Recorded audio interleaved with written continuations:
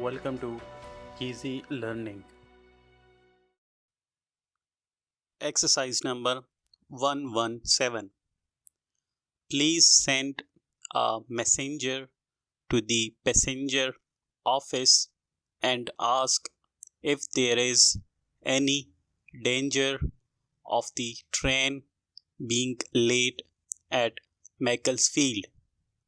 The present emergency has arisen through the death of the man in charge of the post office, and the abandonment of the stranger's claim might bring about the very contingency we are striving to avoid. We had the same emergency on the appointment of the postmaster 3 years ago, and the entertainment then arranged had to be abandoned because it was felt that it would be dangerous to proceed. The abandonment caused disappointment, of course, but contentment followed enlightenment as to the cause, and eventually the attainment of the original object was secured. The demonstration against the administration of the local funds was, in our opinion, a monstrous mistake, and we shall demonstrate as vigorously as we can. The monstrosity in the shape of an effigy of the chairman of the administrative committee was of the most objectionable nature, and only served to demonstrate the poor taste of those who designed it. I should have to write a long manuscript if I desired to express my resentment properly, and even then my remonstrance would not be too strong.